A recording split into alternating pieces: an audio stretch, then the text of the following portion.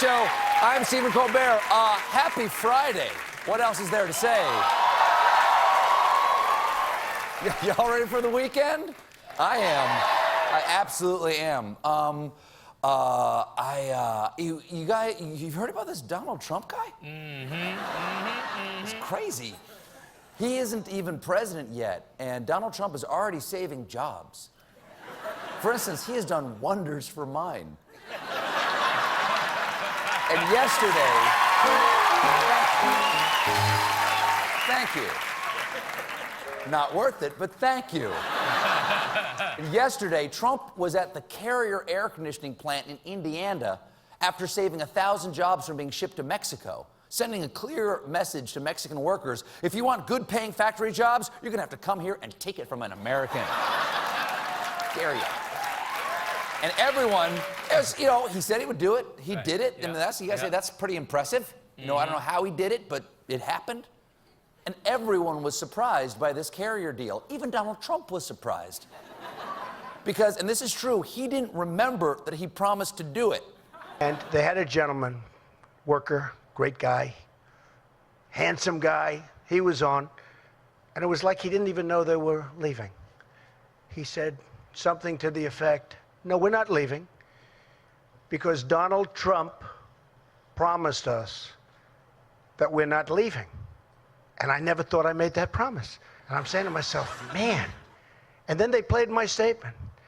And I said, "Carrier will never leave." But that was a euphemism. Now, I'm not sure what a euphemism is. But I'm guessing it's a euphemism for something.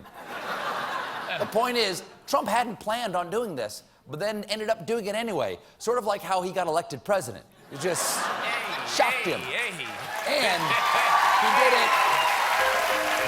What? You're kidding. It was a euphemism.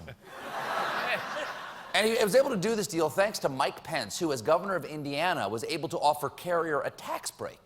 So all Trump has to do to save all of Americans' jobs is have one vice president from every state in the union. Of course, amongst all the good feelings, Trump had a warning.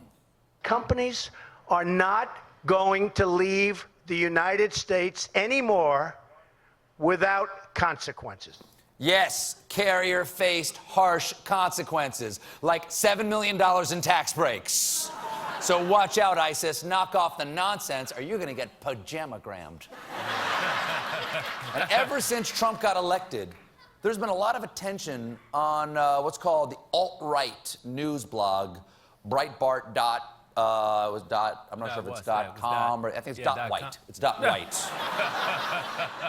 Breitbart used to be run by Trump's chief strategist, Steve Bannon. Critics say the site is a hotbed of racist, sexist, and anti-Semitic views, while supporters say exactly the same thing. Well, after getting a lot of backlash, Kellogg's has announced they are pulling their ads from Breitbart because it didn't align with the company's values. Really, the makers of Frosted Flakes doesn't agree with Breitbart. You'd think they'd love a bright orange cartoon who promises to make the country great.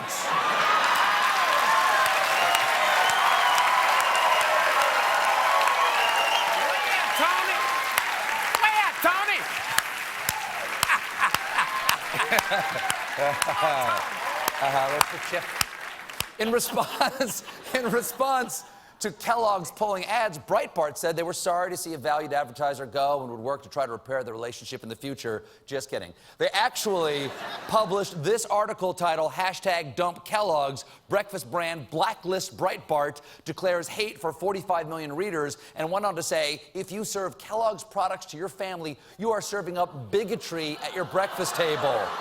Bigotry? Come on. Cereal is not bigotry. Other than, obviously, Lucky Charms. That leprechaun is magically offensive. Now,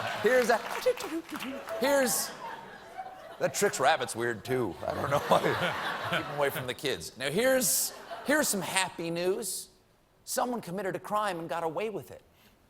I have to admit, I'm kind of excited about this story. There's a guy here in Manhattan who stole a bucket full of gold flakes worth $1.6 million off a truck. Now, I don't know what gold flakes are.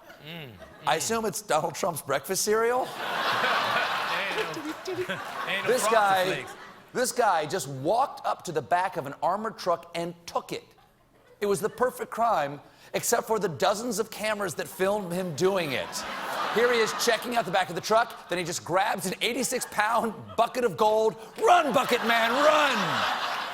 I like to imagine his Ocean's 11-style heist plan.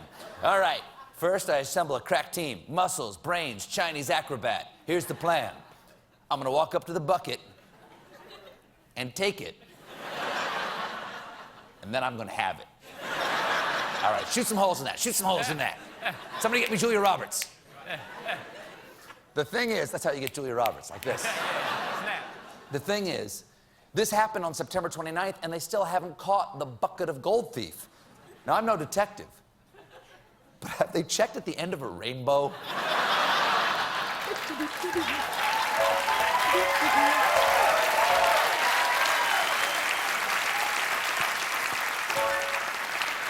We got a great show for you tonight. Matthew Broderick is here, and when we come back, we'll have an important message from a furry hat.